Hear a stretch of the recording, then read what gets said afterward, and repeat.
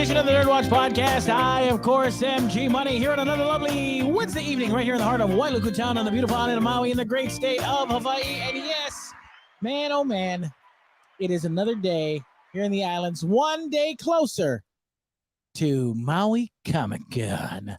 All right, well, let me introduce my crew first. Well, at least the ones that's here, because we just got about a little over an hour to go. So let me just get right to it, shall I? Joining me first, he is the producer, seducer.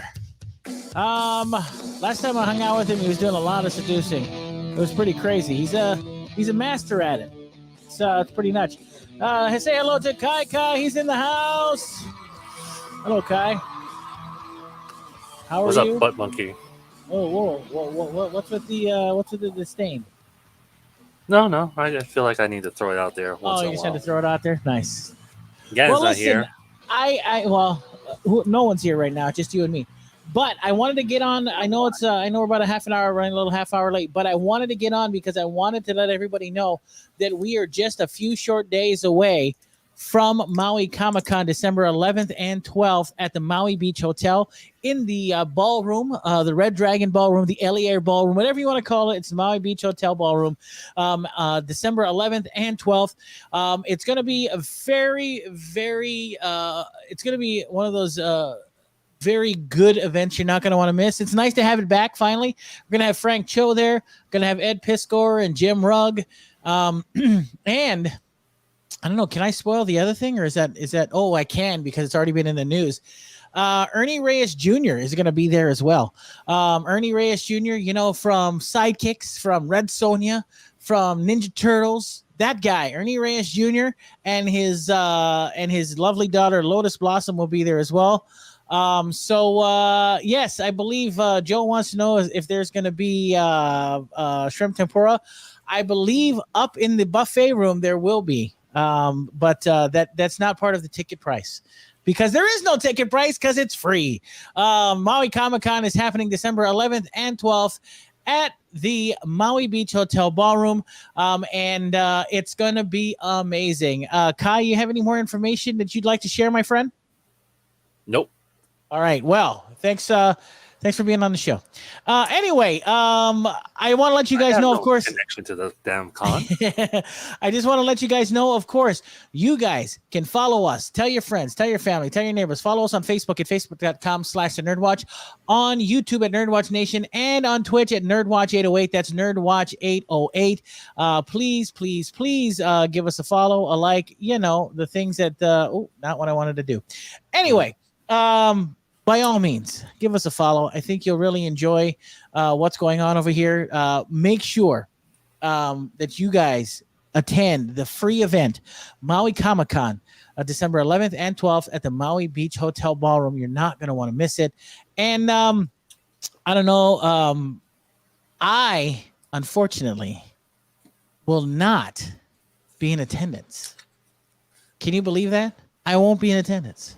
Wow, that's already sound great already. And doesn't it sound better now? Doesn't it sound like a better time since I'm not going to be there?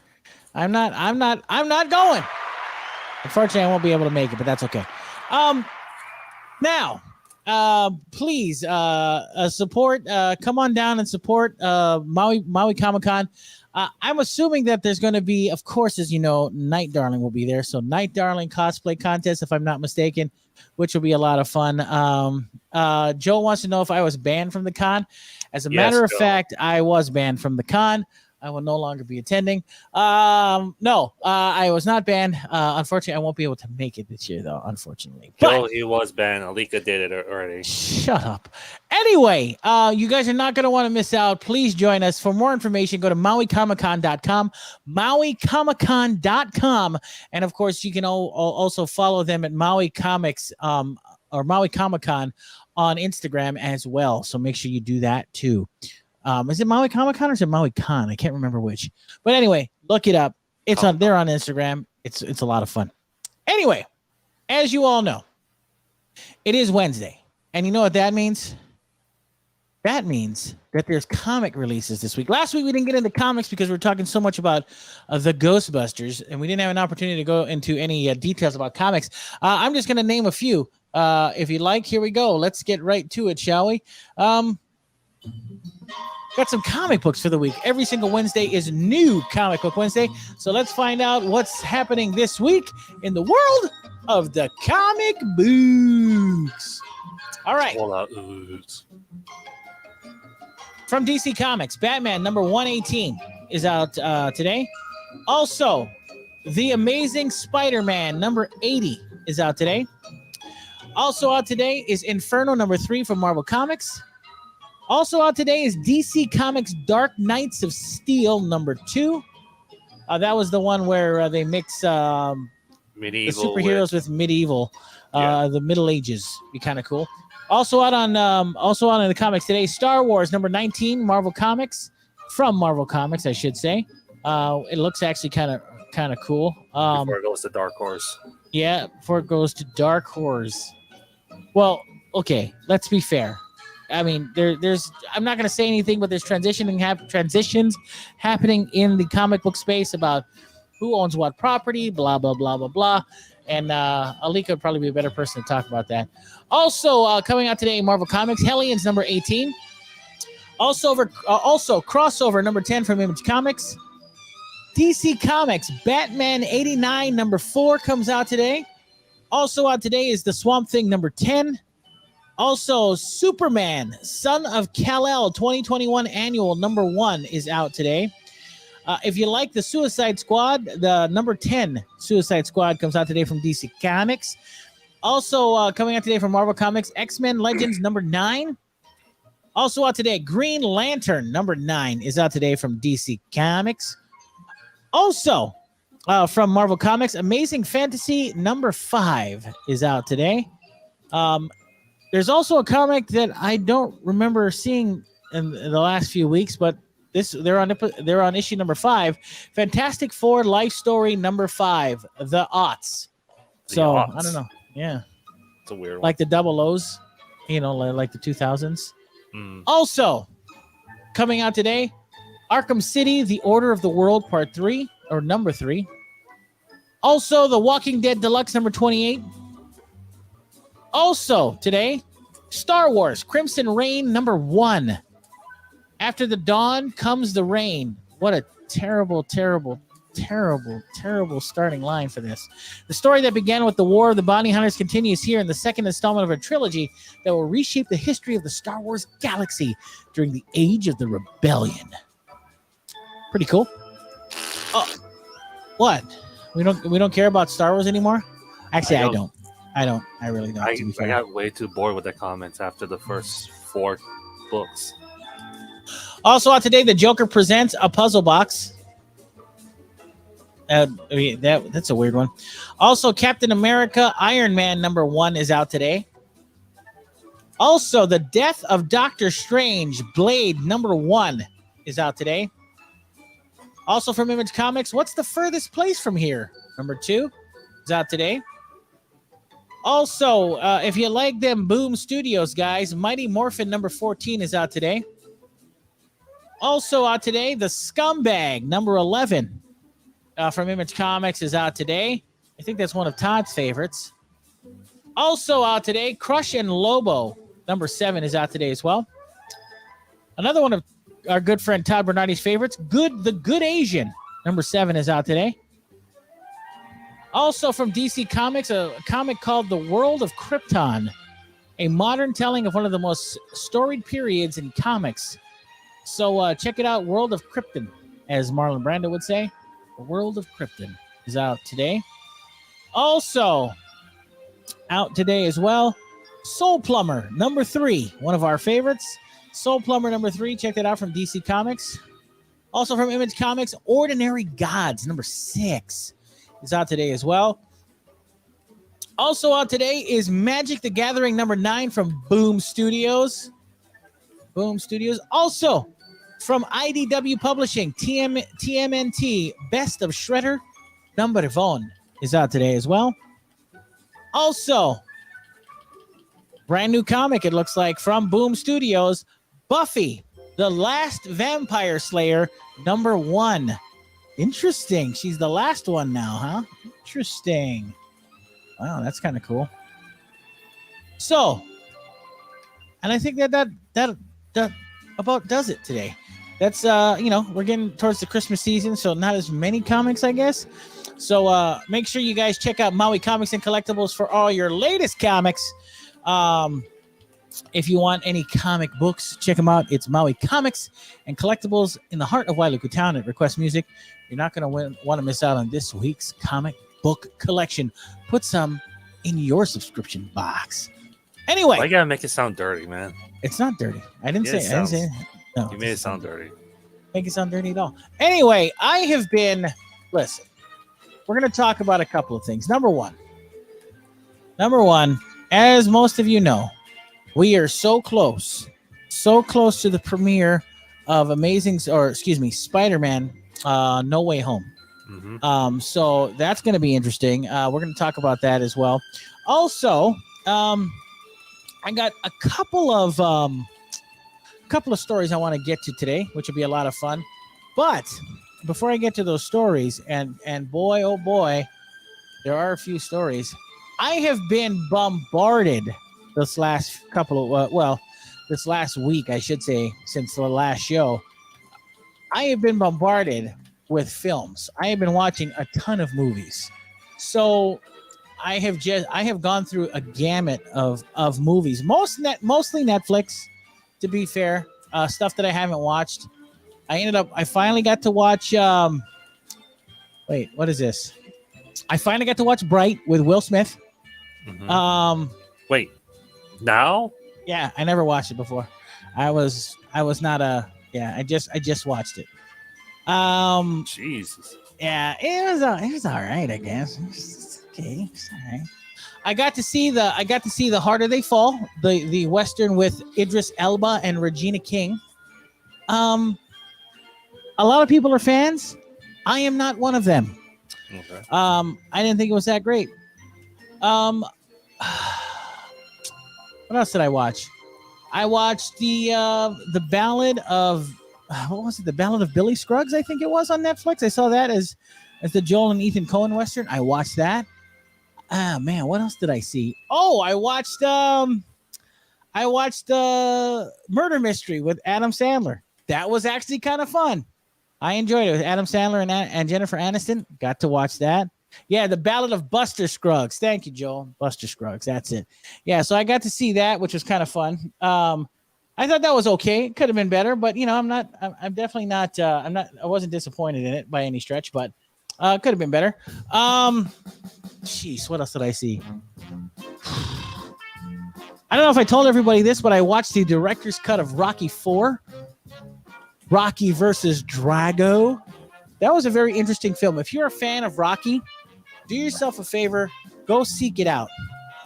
You're gonna want to seek it out, of course. But before we get started, man.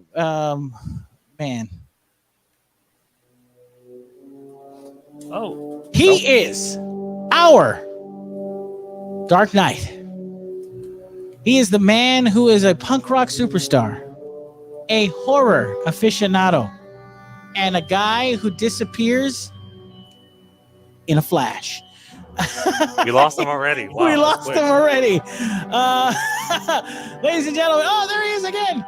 Just like Batman to come running back. Ladies and gentlemen, please put your hands together. Show a little reverence for the man with the cape, the cowl, and the utility belt. We call this man Gannon. Gannon, it looks like you're in the Millennium Falcon. All I see is lights. Your face is. My face is the Millennium Falcon. Yeah, I'm in your face. Nice. Anyway, Gannon, how are you doing tonight, sir? Oh, just rhyming and stealing. You know how I do. Oh, nice. So what have you been up to, sir?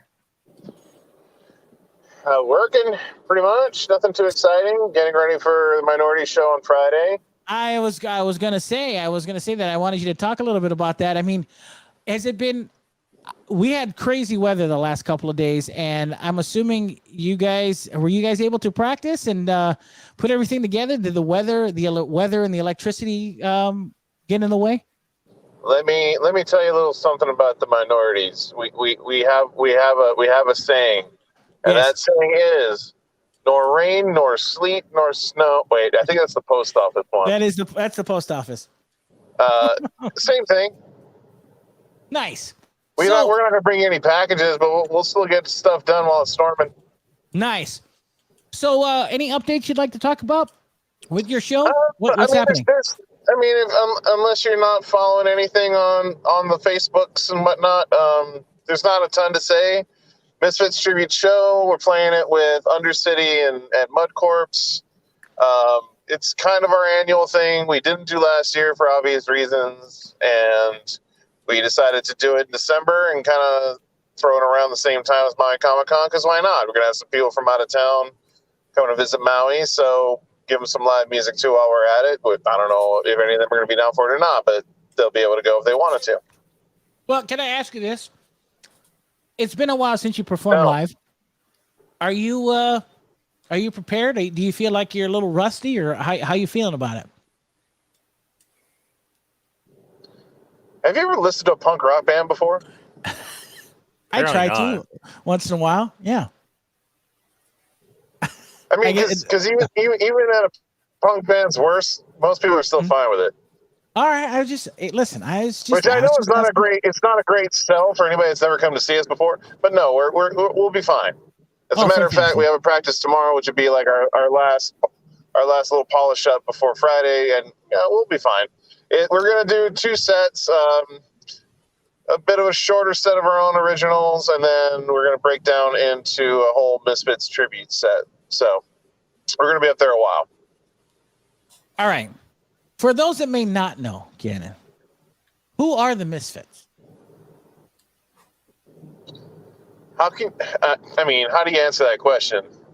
If you don't, then you have to turn into like, oh, what's punk rock? You know what I mean? Like, they're literally one of the most classic punk rock bands of all time. A little bit more of a, their whole shtick was, they're a lot more horror themed. Their lyrics are very dark and a little terrifying, although the music was a little upbeat and catchy. Is a weird dichotomy of ideas, and it's what put Danzig on the map. If anybody knows Danzig that doesn't care about what he did before his solo material. Hey, I don't know what else there is to say about it, really. Hey, that's that guy that sang Mother, right? That's the guy who got knocked out with one punch. Yeah, that's the guy. And even funnier, the guy that knocked him out wrote a whole book about it. Wow. Amazing. I can't remember the title of it, but if you look it up, you'll find it. The Misfits Legacy, as some of you may not know, lives on. Their discography of music is quite well known, obviously. Yeah, and they're still playing. They're still touring. Danzig buried the hatchet with Jerry only, so they've been doing. I don't know if they've done touring per se, but they've been doing a lot of one-off shows where they play big old stadiums, and so I'm sure they all still hate each other, but the almighty dollar rules all. Hey, listen, would you perform with somebody you hate with the money they're pulling in? It's funny you should say that, because I keep coming back to this show and I get paid nothing. That's a good point. that is a good point. That is fantastic. Sucker born every day. Sucker born every single day. So, Gannon, I was just talking about. By the way, let's clarify those dates. What day is your sets? We were trying to fly under the radar and just try to treat our show as an unofficial kickoff to Maui Comic-Con, but Alika graciously allowed us to just say it flat out is the kickoff to Maui Comic-Con. So basically, day one of Maui Comic-Con is my show at request. So it's going to be at about 6 o'clock. I think we're doing doors at 6 on Friday, December 10th. And Friday, December 10th. So doors at 6. And is this a free event? 6:30. Running around. So it will be limited capacity during. Due to county rules with COVID and everything else. I don't have an exact number of how many people we can allow in the room, unfortunately. They come early, and if they want to leave early to surrender their wristbands, everybody's going to get a wristband so they can go in and out, because request does get hot as things go. So if they want to step out, take a breather while the bands are setting up, they're free to do so, but they have to keep the wristbands on for re-entry. Fantastic. And it's going to be $10 cover. $10 cover. Okay, that's what I wanted to know if it was a free show or if there was a cover. Okay. So $10 cover, and you can check it out at Request Music, 6 p.m. Doors open on December 11th. So December 11th is what you're gonna. What you want to? Yes. By the way, I'm going to drop an announcement here. We're going to be debuting our new merch featuring artwork from Maui Comic-Con and Maui's own Kaimana Yamada. He's a talented guy, as a matter of fact. I like that guy. And by the way, he's like Brad Pitt. That dude is gorgeous. Wow. That dude is gorgeous. You ever met him? Oh, of course I have. I did. He's gorgeous. He's quite fetching. He is also the man responsible for the artwork that you see behind you if you're watching us live on the InstaWebs. So he's the one responsible for the logo, as it were. So yeah, he does Gamma Dice. He does tattoos at Mid Pacific, or no? Mm-hmm. No, it's not Mid Pacific. I think it's Pacific Roots in Kihei. I could be getting that completely wrong, but anyway, yeah, he's a tattoo artist. He does the comic book Gamma Dice, which issue 2 is supposed to come out this weekend, but unfortunately didn't work out that way. But he will be helping folks out getting copies digitally if they want to check it out. So he will have a booth there. Hella stoked to have him there, and now back to being a Maui resident, which is the even better part. Yeah, man. He's been here for this long. I mean, he's been back for a while, and we haven't gotten a chance to see him. So it's gonna be very cool. He's originally from Lahaina, so it's glad to have him back. Yeah, very, very cool. So make sure that you guys check out the kickoff at Request Music. The Minorities will be playing 6 o'clock, doors open, $10 cover. So make sure that you guys check it out. We haven't had live music like the Minorities in a while, so it'll be a lot of fun. Check it out. Request Music, 6 p.m. December 11th. What? I mean, that's not technically true. It's not? I mean, there have been some harder edged bands that have been playing like the playground stuff. Let's just say the Minorities have been MIA for the last 2 years. So this is our first time back live. Sweet. So it's like riding a bike. So you guys will be just fine. It's like riding a bike without a seat on it.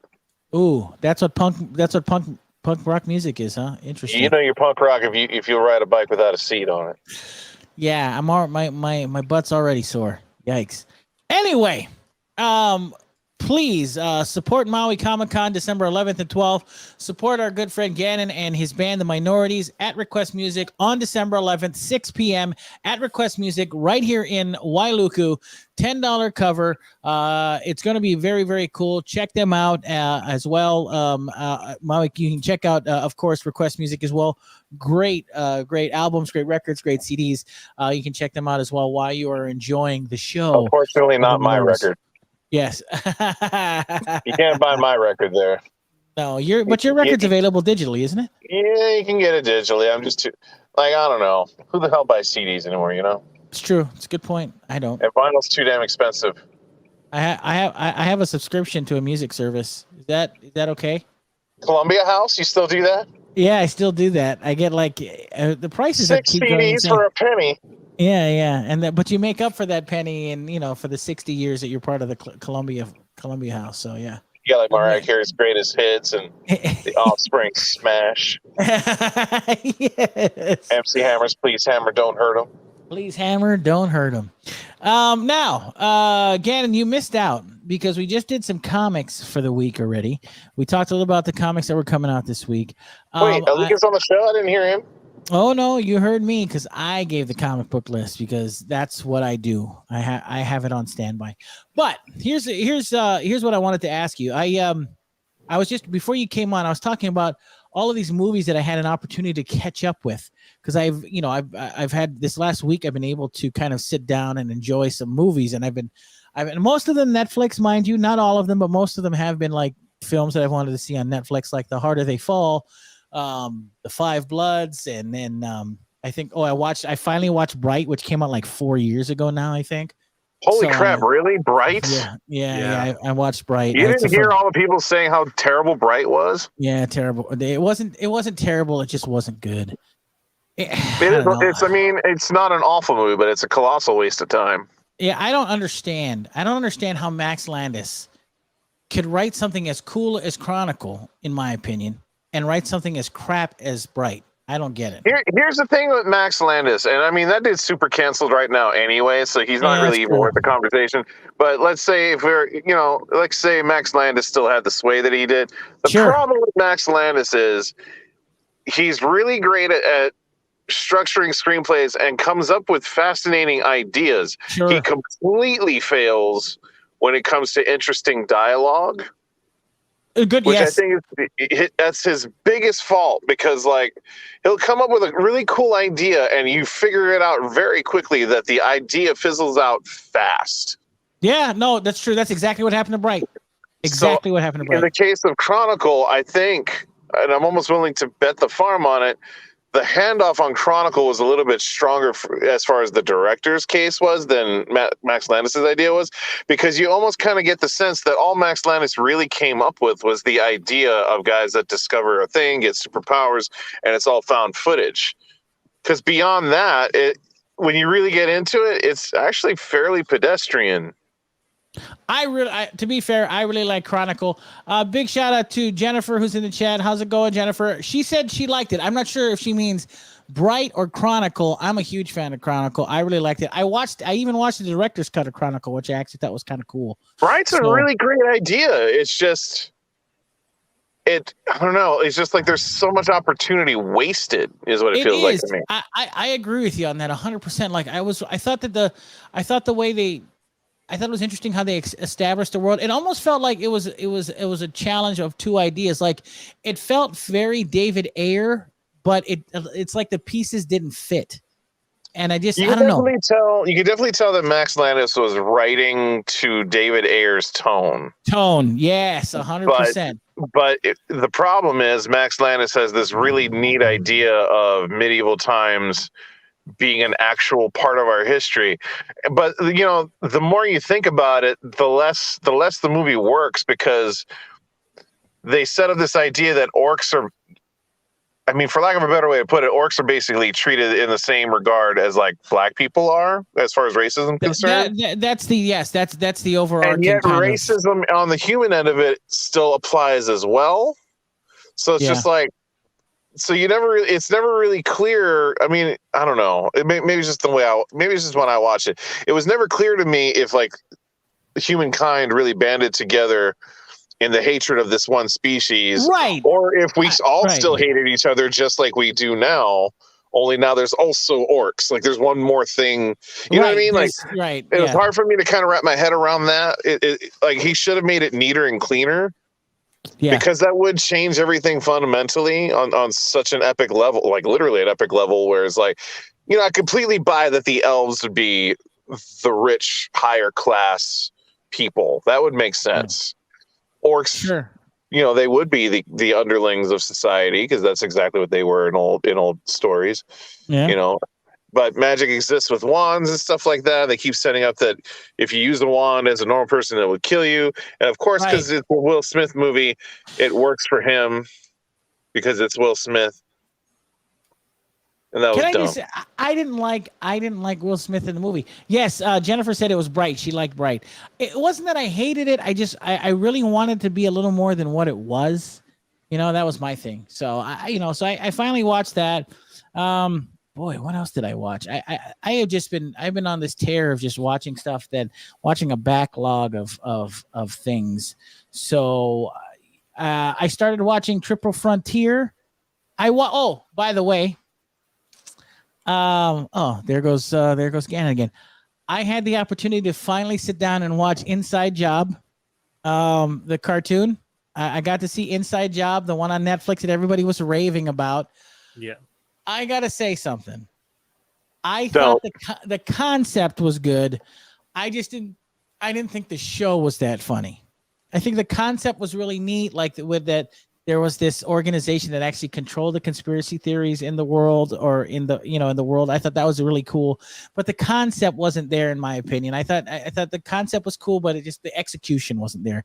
So I got to watch Inside Job. I mean, there's a couple of good episodes, but overall, it wasn't that great. I don't know what the hell you're talking about. It's a cartoon show on Netflix. It's a mature rated cartoon show on Netflix. So there's Ufin in it. Yeah, it's called Inside Job. So yeah, there's animated characters in it. Gannon, you may want to And check they're it oofing. out. Sometimes. That's hot. That's kind of hot. Speaking of oofing, if I may, I also watched the part 2 of Masters of the Universe Revelation. Oh God. Oh, I'm sure you're gonna have nothing but great things to say. Oh my gosh. Before you get started, I was watching the clips of the show, and I already knew I wasn't going to bother catching up with the show where there's the really cheap and desperate joke with Fisto. Oh, that was garbage. Yeah. Oh, I can't. I don't even remember the joke exactly, but somebody's like, I think he said something along the lines of, "I think he could use a good fisting." And the second I saw that clip, I'm like, how does Kevin Smith think that's funny? It's a joke a 13-year-old would come up with, for starters. It's not that clever, and it's such an obvious joke, and it's just like, be clever if you're going to do something like that. But anyway, I saw that clip. I was just like, I'm not going to bother the rest of the show. I'm really not. Well, you didn't miss much. It was an utter disappointment. If you're a fan of He-Man at all, you will find yourself, of course, upset and angered. I'm not the biggest of He-Man supporters, as they say. I mean, I enjoyed He-Man, but I will say that this story was just stupid. It was dumb. It made no sense. It has. Yeah. I mean, Master of the Universe concept has such potential to be like repurposed and redone in interesting ways, because there's a lot of rich material to mine. To repurpose through a different context. At the end of the day, yes, is basically stories made for toy commercials, but the ideas behind how you get there can be restructured and repurposed to be interesting. Like, I don't know, there was Justin Marks wrote a screenplay for Master of the Universe for a film that never got made, and I've read the synopsis to it, and it's very Lord of the Rings. And he set up the idea of the war between King Randor and Skeletor, and that's how Skeletor lost his face. And then he retreats to the mountains, and he basically does scientific experiments using science and alchemy and all these things. And basically each one of his henchmen is actually more of just a byproduct of his experiments. Like, he's trying to perfect and create this thing to basically help him destroy Eternia and is, in essence, eventually kill He-Man. But he ends up with all of these byproducts, and those are all the henchmen, which completely explains the henchmen in very interesting and cool ways, like why they're all so damn different, why they all have a weird little gimmick. And I was like, that's exactly how you should do that movie. And they never let him make that movie. Which is a real bummer. I mean, that sounds much better than what we got here, because I tell you what, I'm going to spoil something here that really kind of drove me a batty about the story. It's about that evil Lynn thing with Skeletor. Okay, so here's the thing. Do they oof? Okay. Let me just explain this really quick. Okay. Skeletor is has become Skelegod, right? That was an interesting concept. We got that right from the end of the part 1. Really? So, Evelyn decides that, let's just say that she decides that she is going to manipulate Skeletor. Okay? So her best weapon is her body. So what she decides to do is that she wants to, she wants Skeletor to, for lack of a better term, bone her. Now, it's so weird, because everything we've ever seen of Skeletor, the last thing it seems like he would ever be interested in is sex. Okay. You know what's interesting? There was a comics that came out for this, and it would show that Skeletor was trying to get his family back together. Right. Okay. Which I've heard about. Back when he was Keldor, though, not since he's been Skeletor.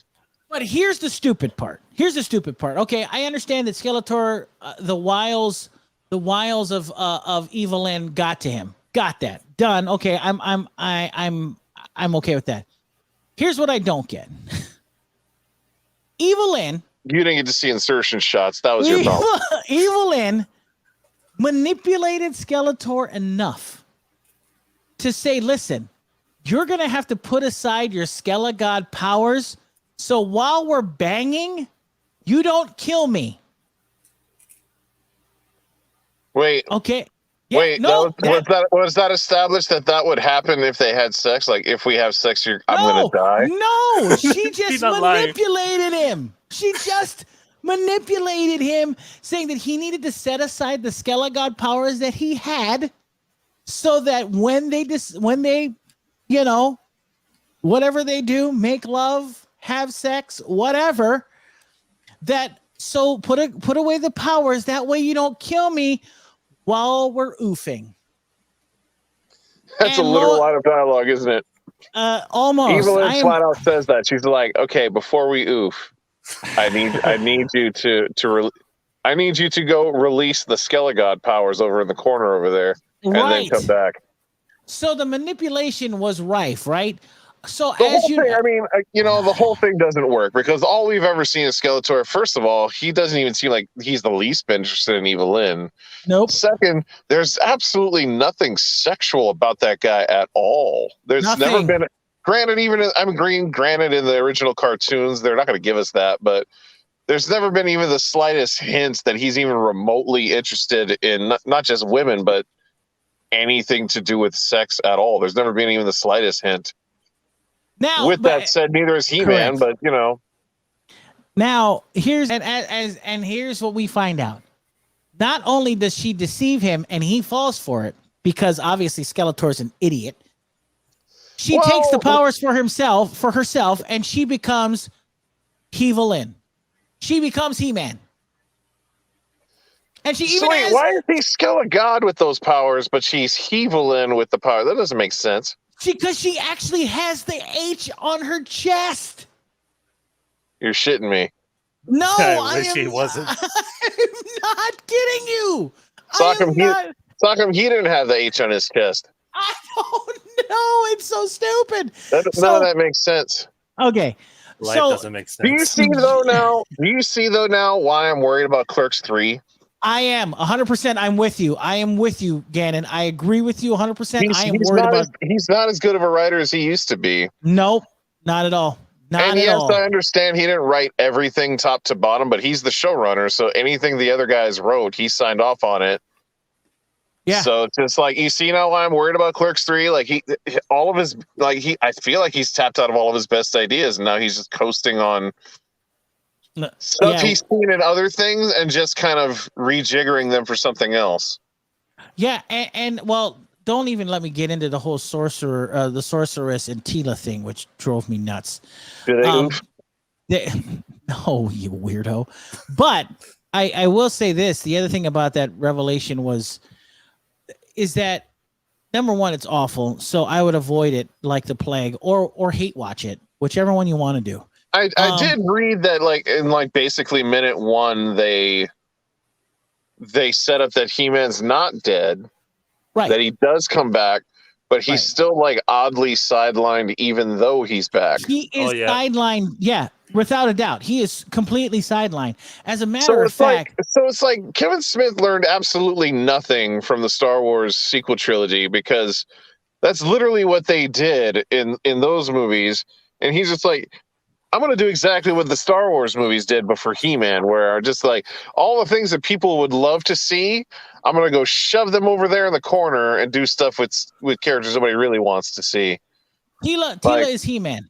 Tila is Rey. And I technically don't mind that, but at the same time, if you're doing that story at the expense of your central characters, then that's a bad move. Well, and then on top of that, by the end, and I won't tell you how it gets there, Tila's girlfriend becomes Man-at-Arms. Oh, so I'll bet she does. They're not applying. Huh? Wait. Do they oof? No, they don't. Here's something else that I want to. What the hell's the point of this show, man? I will say this. Here's the other thing. Nostalgia I'm not going to put it into context because I want everybody to be angry about this. And even if I put it into context, it's still stupid. And in one portion at one time in the show, Prince Adam actually has the power. Okay? He has the power. That's not mind-blowing. That's not mind-blowing, right? He has the power. I'm not going to set it up how it happens or why it happens, but Prince Adam gives the power back to Skeletor. But why? He wants them to feel what it was like to do good. Yeah. See, it's worse when you say it. It's bad. Worse. It's just I watched this whole worse. thing and my mind was already over it. Worse when you say the thing of it is like it's hard to be precious about it because it's not like the original cartoon shows were ridiculously mature in the first place. No. But they were fun though. No, but the point of it is you can do that show today and not make it completely ridiculous and silly. And it seems like he's just like, nah, screw it, I'm going to make it ridiculous and silly. Yeah, this is like a parody of He-Man. This revelation is a parody of He-Man, is what it is. Like I said, it literally looks like his best idea was like, what if we Force Awakened He-Man? Bingo. Because that's all that show really is when you really think about it. It's just the entire Star Wars sequel trilogy with He-Man characters. Bingo. 100% agree with you. That's the most clever thing he could think to do with He-Man. And it's just like, it's no wonder you kind of get the sense that Netflix kind of knew even before the show came out that they were just like they bought into it because of the celebrity of his name, but then when the show started getting finished, they're just like, oh man, this is not going to go over well. So that's why they have this whole other He-Man show that they threw on Netflix at the same damn time, which is actually really good. See, but nobody's really talking about it because it doesn't have any famous names attached to it. And that's because everybody's pissed off at He-Man already, and that's a problem. And the thing is that the He-Man cartoon that's more for the kids is actually pretty decent, but it doesn't hold. It's not exactly true to the lore of He-Man. I'm not a fan of the look of it. I know that. Yeah, well, it's a better show regardless. Anyway, don't watch. Don't hate. No, excuse me. Let me rephrase. Hate watch He-Man, Masters of the Universe Revelation, because it's not He-Man. Watch it. Do that. Watch Black Mirror. Just find all the Black Mirror stuff on Netflix and just watch that. Oh yeah, Black Mirror is good. I'll give you that. Watch good stuff. Don't hate watch. Don't hate watch things. I think the entire idea of hate watching things is such a waste of time. We have so little time on Earth. Why would we want to watch something that we hate? Why? Because I want to hear what it's like for Alika to hate watch things like October Faction. That's my favorite. So, well, but that's his prerogative. But I wouldn't want to tell somebody to watch something they're going to hate. I'd be like, watch something good instead. Well, I tell you what, I watched something that was mediocre. If that makes it, it was better. It was definitely better than He-Man, or excuse me, Masters of the Universe. Gordon Ramsay. I watched the new Rock movie on Netflix called Red Notice. Wow, talk about burying everybody else in that movie just to talk about The Rock. Well, let me tell you. Well, he's produced it. He's the main star. Gal Gadot is in it. Ryan Reynolds is in it. I'm going to tell you something. It's getting a lot of bad reviews, but now it's the most watched Netflix movie in its history. It is fleeting fun to say the least, but to be fair, it's not good.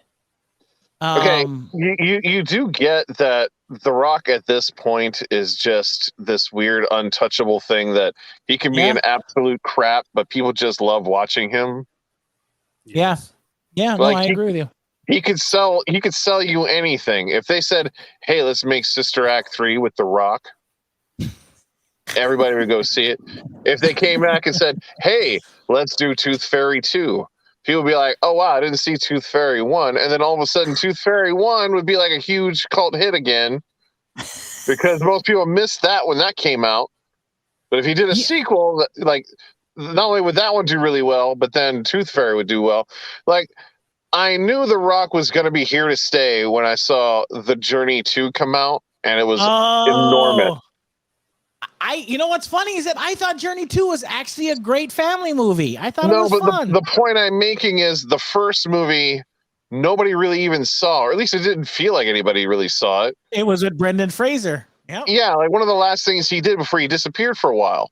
Yeah. And then I didn't, nobody in a million years never would have thought there would be a sequel to it. Then the sequel comes out with The Rock, and I'm just like, oh wow, that looks terrible. And then that movie was a huge hit, huge.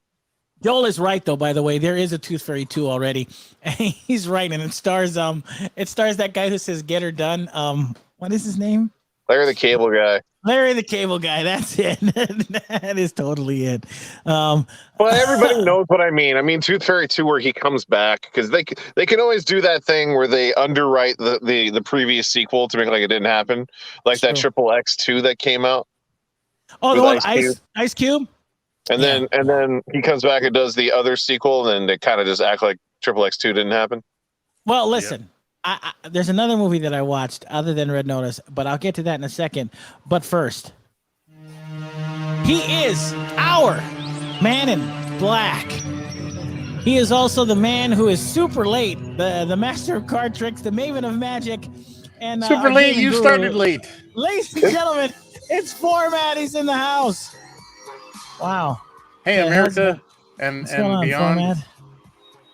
Phormat, what's going on? So listen, in the vein of Red Notice, while I'm talking about it, I just want to let you know that I finally got to see another movie on Netflix that I never got a chance to see. I watched 6 Underground with Ryan Reynolds in it. Oh, why? I actually thought that was much better than Red Notice, in my opinion. I actually thought it was good. So if you're suppose, but I mean it's a Michael Bay thing, so I automatically you check out. Yeah. Fair enough. Like, we need explosions and I don't know, Lamborghinis or something. I don't know what that movie's about. Yeah, well, it's great. 6 Underground is a lot of fun. It is to explain it simply, it's a Batman movie if Batman had like the Teen Titans behind him is what it is. That's exactly what this movie is. We lost Greg Sucks. Yeah. Oh, there he is. Never mind. Yeah, he's back. He has returned. Anyway, one more film before I get into the news as well. I got to get a couple of stories really quick. This past week, I had the opportunity to watch yet again. I watched Warcraft. I'm gonna tell you something. I think that movie has been critiqued too much. I actually think that Warcraft is a very good movie. I actually really enjoyed it. But it holds up well. The action is good. The story is fairly decent. There's a little bit of confusion in it if you're not paying attention or if you're not aware of the lore. But after watching it again, I gotta say, and maybe you agree with me, Phormat. Maybe I don't know if you do. I think that the biggest mistake that Warcraft made is starting the story where it did. Oh yeah, I agree. I mean, I said that during release. I said that it looks great. It flows well. It's just the wrong starting point. I think that in my opinion, if we wanted to do the story of the orcs and the Horde and the Alliance, I would have started with Thrall, and I would have started in Durotar. I would have started there, and then this would have already correct. And I would have started there because we could have flashed back to everything in this Warcraft movie, everything, and we could have flashed back to everything. We could have seen Durotan. We could have seen all of that. I think they should have started off with Thrall, and I think it would have been more successful. Number one, and I think it would have been more readily acceptable to the public, the American public, at least, in my opinion. I think that its biggest problem was Duncan Jones, and I say this about J.J. Abrams, and I'll say it one more time. He's a fan. Exactly, he's a fan. Duncan Jones is a fan. Those are never the ones you want in charge of a project. Bingo. Yeah. You want him as a consultant, not the guy who's in charge. Yeah. But I will say overall, though, that I think that movie is sorely underrated. I think that the performances are well done. I think that that technology, that CG technology for the orcs was amazing. It was freaking ridiculous. And everything I really about the preparation for that movie was so well done. I mean, Weta Workshop went out of their way to recreate stuff that in the game. The actors and the actresses had to relearn how to walk Yes. Yeah. It's crazy. And you know what's funny is that, I really liked Paula Patton in the film. I really think that they make you believe that she's half human, half orc, which she isn't. Yeah, they kind of shafted her with that. Yeah, and I felt like, but you know what? After watching it again, they throw the hint that she isn't, because she is relating to the people or the Draenei that are in the cages that Gul'dan is about to suck the life out of. So, and she looks at them in the cage, and I'm assuming that as a Warcraft lore fan, I'm supposed to pick up on that, but I don't think anyone else did. It's a very subtle thing. It's super subtle. Very quick to. Super subtle. Miss. But I thought it's easy to miss. I think Paula Patton did a good job. I watched it again, and I was really impressed with how good the movie was, and and I understand why people didn't like it, because, to be fair to that movie, it felt like, and I don't mean to be disparaging to the film when I say this, but it felt like a more adult-oriented Harry Potter, and I don't think anybody was prepared for that in some respect, if you catch my drift. Yeah. From a casual perspective, you know what I mean? For me, I just like, if this was the quality of what they were going to put out, I would have just wanted like an expanded on cutscene. Yeah, no, because every time, if there's one thing that Blizzard like knocks it out of the park with every set or expansion or whatever, it's the trailer for that expansion. Yes, 100%, 100%, and mind blowing. When I see the Kirin Tor, I'm like, crap, there's a story. When I see the elves, I'm like, oh crap, here's another story. I'm like, we don't get any of that. I don't want to get any of that. And here's what really sucks after watching it again. What really sucks for us is that because Blizzard is so toxic right now, I don't think we're ever going to get it. That's what stinks. So and it really sucks, and it really maybe a decade down the line, I don't know. Hopefully, but I just hope I'm not like 80 years old going to the theater for Warcraft 2. I'm like, oh my god. Speaking of that, what's interesting is that on that same line, I've also been able to I haven't watched the whole thing yet, but I also watched Riot Games' Arcane series on Netflix. Welcome to the club.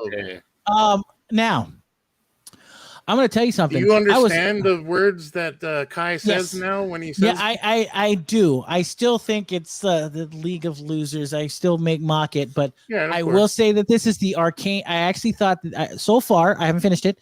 So far, it's actually very good. I'm really impressed with the animation. I actually think the story is actually very good. What I find fascinating, though, is, and this is what I was thinking about, with Arcane, and it being related to League of Legends, who the creators of being Riot Games.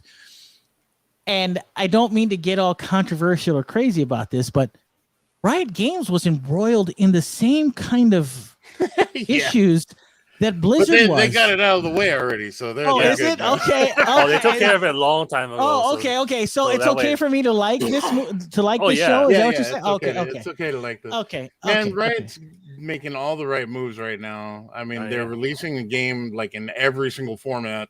In every single genre.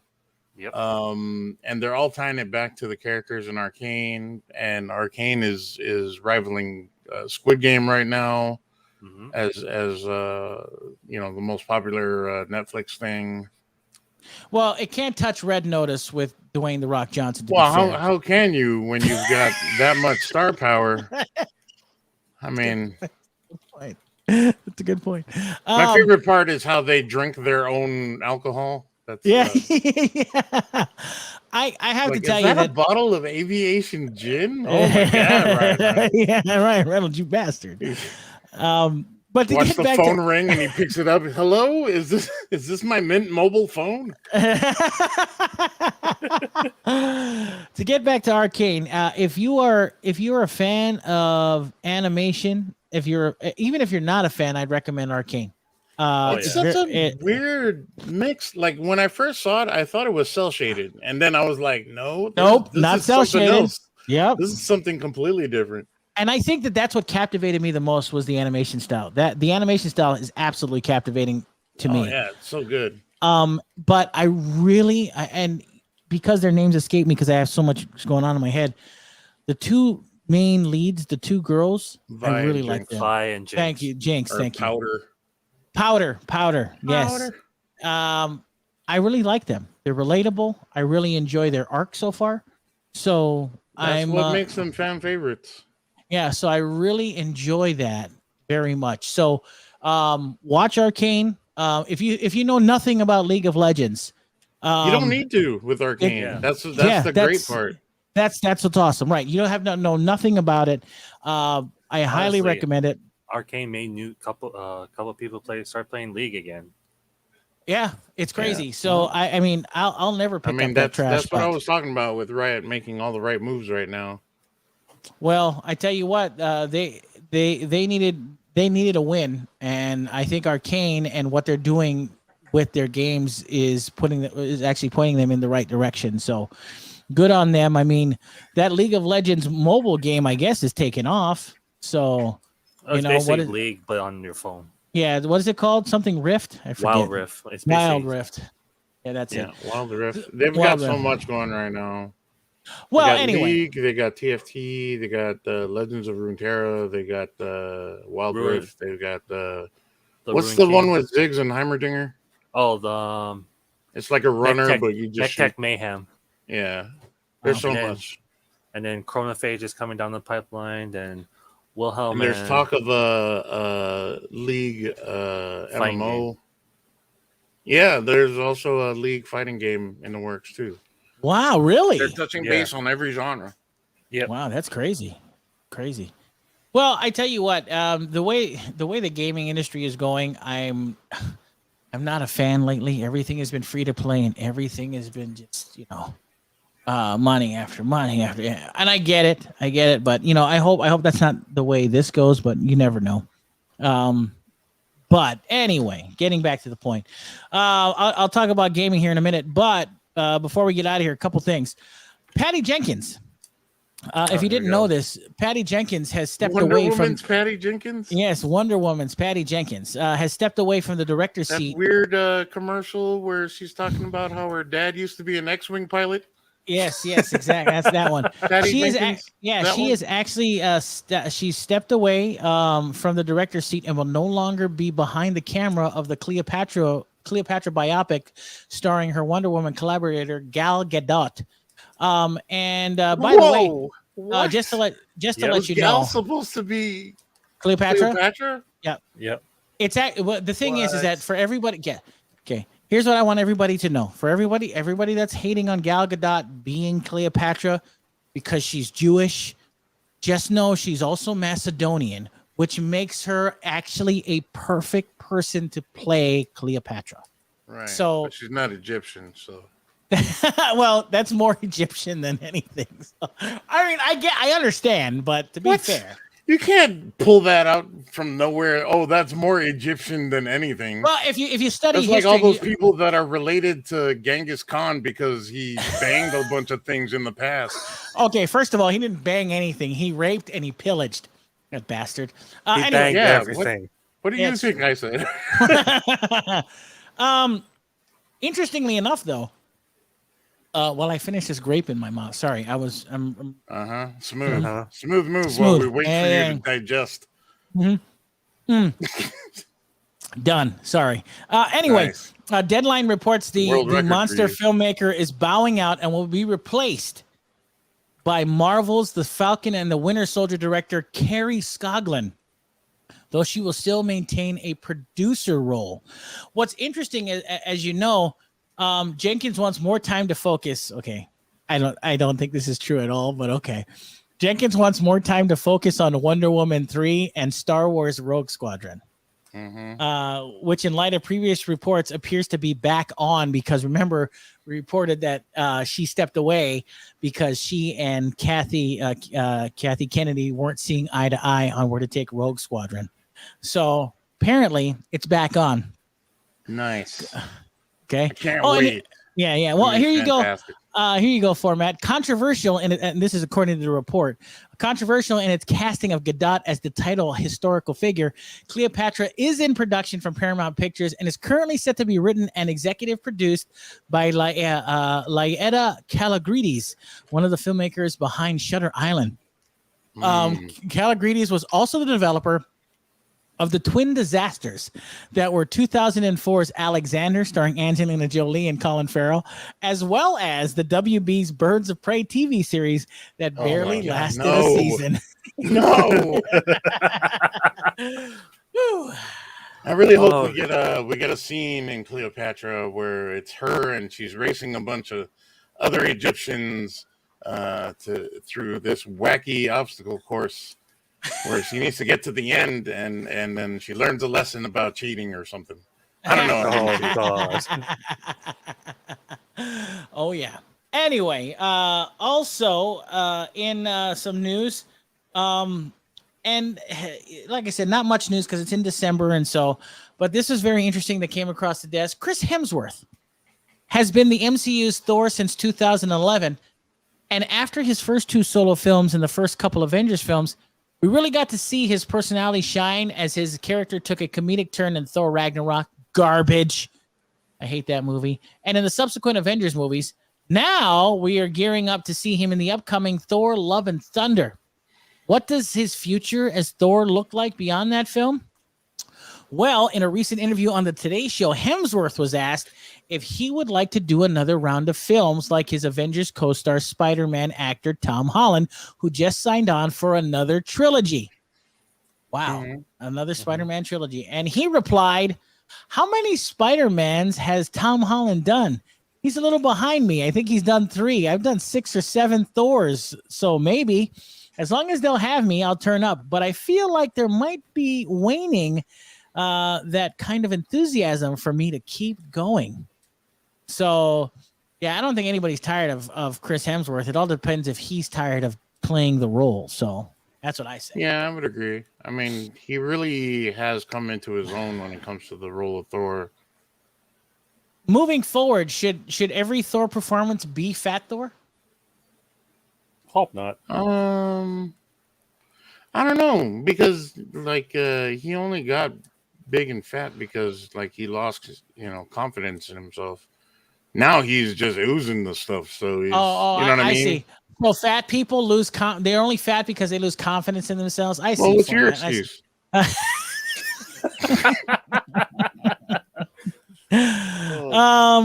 Now, no, no, you bastard. Last but not least, maybe you should start picking up hammers. Yeah, I should. Mjolnir, anyone? Mjolnir. I wanted to report on this story because number one, it's funny, and number two, it has nothing to do with nerd culture. So get ready. Oh man, is this the trial of somebody who got busted for shoplifting or something? No, it's the hoax case with Jussie Smollett. Juicy. Juicy. Nice. Yeah. Justice for Juicy. No. I'm just kidding. It's not that. Tandy Newton. Of course, you know Tandy Newton from Westworld and from Solo. She is set. Okay, and this is what is the heiress to the Tandy computer fortune. She is set to join Channing Tatum in director Steven Soderbergh's next installment of the Magic Mike franchise. Oh God. Magic Mike's Last Dance. Last Dance? Oh my God. Tatum is set to reprise his role of Mike Lane, and Reed Carolyn is writing the script. The project is being developed for HBO Max. There are no plot details to share, thank God, because the other two didn't really have any plots. There were no plot in there. All right. Oh my God. All right, to be fair, the second one didn't have really of a plot, but the first one did. So to be fair, not that I've seen them or anything. It's not even a plot. Like they just ripped off their clothes, break into Electric Boogaloo. There are no plot details to share regarding the film, and we don't know who Newton will be playing, but we do know that the story will center around male strippers. Duh. And with Mike's Last Dance being the title, we can only imagine that he's going to move on from the male stripper life. Hey, listen. I hope he doesn't. Yeah, I hope he doesn't his either. last dance because he he injures himself so bad that he can't move. Like he loses a leg or something. Or after he gets off of work, late off of work at the strip club, he actually makes a wrong turn and heads down Crime Alley. Oh, and then he gets jumped by Juicy Smollett. Nice. I like that. See, there we go. I'm telling you. And then he doesn't make it, and then we see that's pretty brutal. Pretty brutal, right? We could see his we could see the pearls on the ground, and because they pull it off of his neck. Anyway, listen, it'd be crazy. Off of Juicy? Off of Tatum. Oh, off of Mike, off of the magic one. The first two, get this. The first two films combined to gross nearly $300 million worldwide, and in 2017, the franchise spawned the successful stage show Magic Mike Live. Wait, there was a live show? Yeah. Oh, now I gotta see this. All right, fair enough. I don't know why I'm recording this. I just thought it was like. Cynthia in the chat defending Ragnarok. I hated Ragnarok. Hey, Sin, what up? I hated Ragnarok. Cynthia says, I want to see him as Kevin again in another Lady Ghostbusters. Yeah, I could see that. Channing Tatum is actually in this new dog movie that I get, or there's, I forget the name of it, but he's in a new dog, like a new family film. Right. Yeah. So he's like, he's like ex-military or something, or the dog is ex-military. Yeah, the dog's ex-military, and he has to take him to his friend's it's like a funeral. Turner and Hooch for the new generation. For a new generation. All right. Yeah. But yes, Magic Mike's Last Dance. I will listen, because I'm a film critic, I will do my due diligence and watch Magic Mike. Yeah, that's why. Sure. Double XL. Yeah. It's cool, man. Oh, it's hilarious. We don't judge here. You don't have to, make up stories or nothing. If you like Magic Mike, you like Magic Mike. Stripper dogs. The funny thing is, Professor Barry told me a very funny story. He said that he went to go see it on premiere night, and he was the only guy in the theater. I love how you throw Professor Barry under the bus. No, he would tell you that too. He's the only one. It's like Professor Barry went out of his way to make sure he was there for the premiere. He was. Magic Mike. He did, because he had to write about it. So he went to go see. He had a Channing Tatum shirt on. It was all glitzy. Okay. And I didn't know about that, but I will say this: Channing Tatum does have some amazing abs. There's you can't. You got to give the boy credit for that. I mean, I'm jealous. There's no doubt about that. I guess so. I mean, I just know we're not getting a Gambit, so I don't really care. Yeah, which is really disappointing, because now I don't know. Are we gonna get X-Men at all? I don't know. Not for a long time. Well, I know there was rumors about huge jacked man making reprising his role. Yeah. Yes, I heard about that.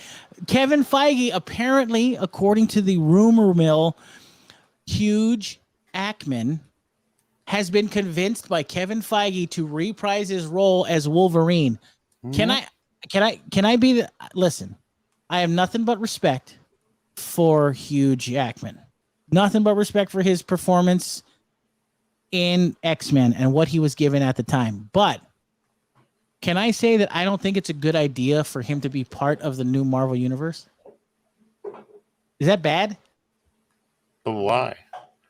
I mean, he could show them that he's the greatest show. I mean, the X-Men. I think that it's time to reset. What if every scene he was in, he was tap dancing? Huh? Or right? He's singing Oklahoma. I'm in. Yeah, right. He's the boy from Oz. I get it. I know my musicals. No, what I'm saying is that isn't it time to just reset this franchise in some respect? Well, I mean, yes and no, because there's a lot of tearaway pants. It's exactly what he should have. That'd be awesome. Wait, the dog or the Hugh Jackman. Huge Jackman. Huge Jackman. Yes. Well, I mean, this kind of falls back to what you were talking about with Hemsworth, right? If he wants to continue in the role and whatever.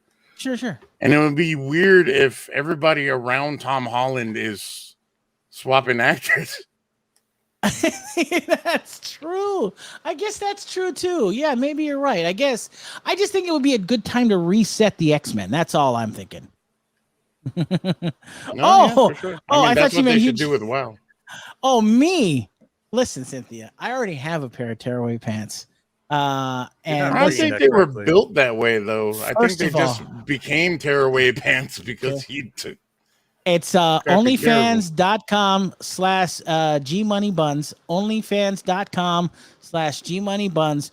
Put in discount code Sweet Cheeks for your first month's discount of 30%. All right, that's Sweet 30%. That's all. Yeah, that's it. Yeah, well, it's the holiday, so it's normally 25. Oh, so 30%. Yeah, better deal any other place. Yeah. You should see the chaps that I wear on that site. It's crazy. Anyway, you wear chaps. I don't believe you even can fit it. Hey, listen. Luckily, they're not actual pants. They're just chaps. So they can just be glued on and pasted on. It's fine. Trust me. No one complains about it. That's easy. God. No one complains about it. That's anyway. No one complains about it because no one's seen it yet. So I'm sure they'll start complaining once they see it. You go live, yeah. All right. Getting back to the point. I gotta go see if Honey has a code for this site. Anyway, getting back to the point, I understand your point about Hugh Jackman still being in it to kind of keep the continuity. But do we really need continuity in the Disney's Marvel universe? We don't necessarily need it for this. No. I was one of the few that were like, okay, MCU, if we get X-Men, we get a whole new cast. Correct. But a lot of people were kind of, snapping like, but these are the characters that we grew up with. Is like, no, it's not. Right. It's not. Right. These are the characters that you were left with because there were no other options. They're not the characters that you grew up with.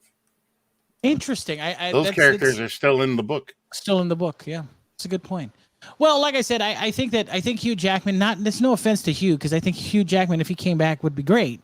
I just think my theory is that maybe it's just time for sure. I mean, he's done the role. He's essentially lived the role for so long. There's, you know what I mean?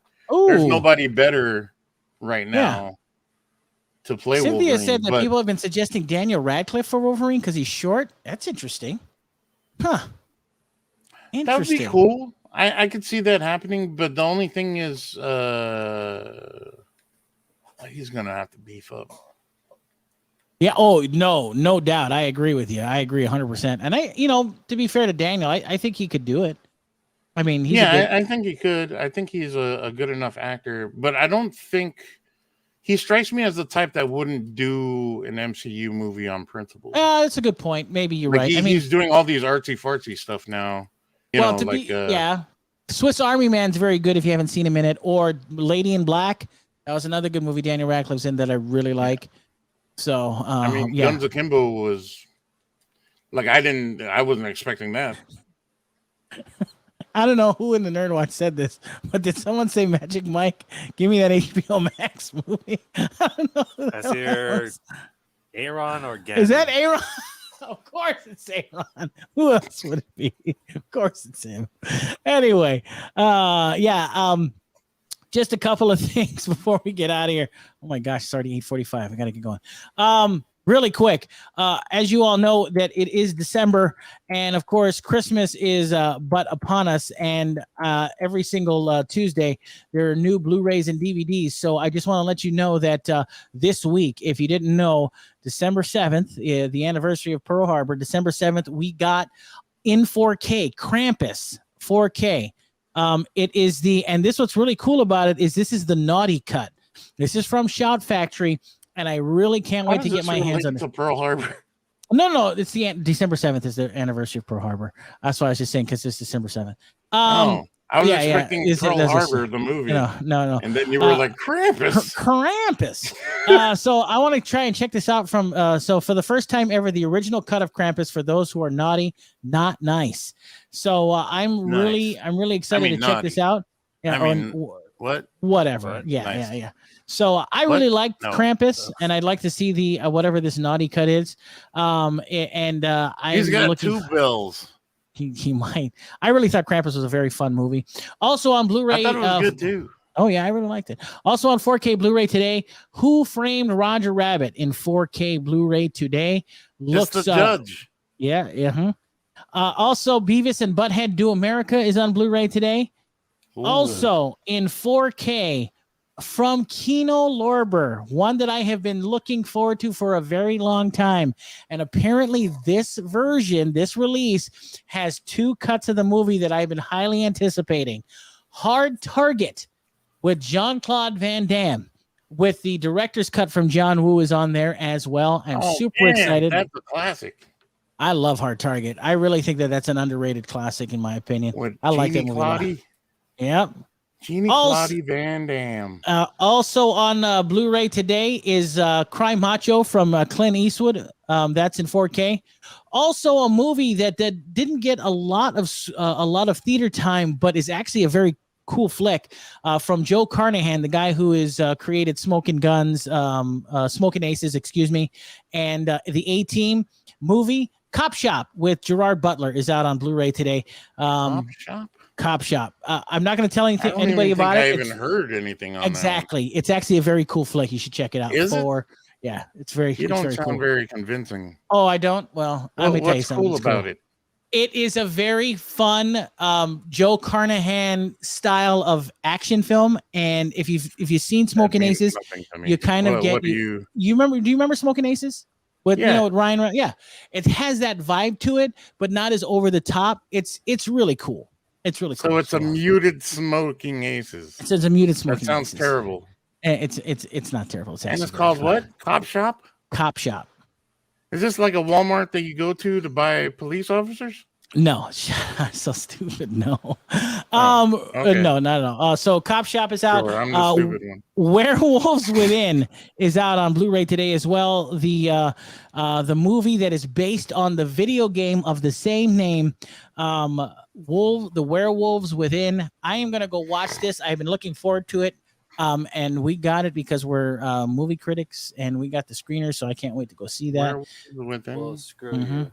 Yeah, I want to watch Werewolves Within. So anyway, that about does it. Yeah, we just did. It's in the whole IFC film series. You'll see it. Anyway, also just really quick. For those of you that are gamers, I want to let you know that Call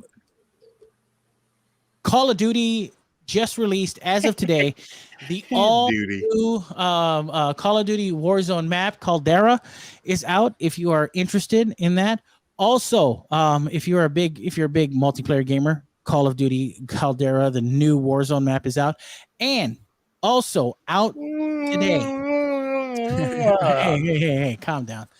Also out today, exclusively on Xbox, Halo Infinite. The campaign is now out today. So it's been getting some. Hey, you don't like Halo? What the hell's wrong with you? Halo, done that. Hey, come on. Halo actually looks really good. I hope it's good. It's getting rave reviews. So we shall see. The multiplayer has been getting rave reviews. Well, actually, the actual single player, I've been reading some reviews, and they like it. No. What are you talking about? It's not good. You're being brainwashed and is that what it is? Oh, I'm getting I'm being gaslighted. Yeah. Go figure. Anyway, everybody knows Halo fell apart after 3. Cynthia, Hard Target is G-Money's OnlyFans alter ego. Damn it, that's a good one, Cynthia. Son of a bitch. G needs to get back to his OnlyFans, I guess. Where you gotta go, G? My OnlyFans page. No, I do. I do another show on Wednesday nights too, so I gotta get prepared for that as well. So anyway, so we put all of the things that he does on one day. Yeah, everything is on one day, so I'm kind of rushed, and then I'm rushed. Yeah. But I just want to let you know before we get out. No, you started late. Before we get out of here, December 11th and 12th at the Maui Beach Hotel in the Maui Beach Hotel Ballroom. It is Maui Comic-Con with special guest Frank Cho, Ed Piskor, Jim Rugg, even a certain Ernesto Reyes, Jr. Ernie Reyes Jr., along with his lovely daughter Lotus Blossom, will be there as well. So if you they're if on you the want island already, so very, very cool. So if you are looking forward to doing something outside of the house, and if you were looking forward to Maui Comic-Con coming back, oh, Cynthia says, nice seeing you guys. Invite me on. I will. I have you're still on my list. I didn't know. You got to let me know. I will do that next Wednesday, and I'll be more than happy to invite you on. I'd love to have you on. So that'd be fantastic. I'd love to have Cynthia on. We need her perspective. We always enjoy having her on. No, you just enjoy fighting with her. I don't enjoy fighting with her. It's weird coming from you. Yeah. Why does everything sound weird coming from me? You need her perspective. Oh, we do. I like having Cynthia on the show. I always have. I always liked having her on the show when we used to talk about Twin Peaks. That was always fun for me. She came on the show, and then you were like, I can't wait to get rid of her. What are you talking about? What? Wow, that is sin. Are you that is such evil lies, because I would never do that ever. Anyway, we are out of time. Magic Mike was at the theater, and we could have taken sin, and you were like, nope. Yeah, I'm sure Cynthia will want to see the movie with three of us. Ooh, Phormat spilling the tea. There is no tea to spill because he's a filthy, stinking, dirty liar is what he is. Anyway, wow, hot. Anyway, we are out of time. Have a wonderful week, guys. We will see you. Well, you won't see me, but I will. You'll see Phormat. You'll see Kai. Fantastic weekend. Everybody have fantastic weekends all around. Maui Comic-Con. We will have a review of the con next week, Wednesday on the show. Yeah, and I hope so. And I'm over the con crud by then. And I'll even invite Cynthia on the show next week too. And we'd love to have you on. Wow, the way you say it, like it's an afterthought. Yeah. Come on, man. You're such a dick. You're such a dick. Man, you guys are such dicks. Anyway, we're out of time. So have a wonderful weekend. We will see you guys this weekend in Maui Comic-Con at the Maui Beach Hotel. What time do doors open for, Matt? They open at 9 on Saturdays. Doors open at 9 a.m. for the public. So 9 a.m. for the public. It is a free event. It's a free event. It's a free event. So make sure you guys local artists and local talents across the islands. Yeah. So I want to send, of course, big shout outs to the people that were watching, like Joel and Jennifer, and of course, our dear Cynthia. We will see you guys next week. So until then, peace out, much love, and most assuredly, always stay nerdy. And we'll see you back here only on the Nerd Watch. Have a great Maui Comic-Con, guys. We out of here. Aloha.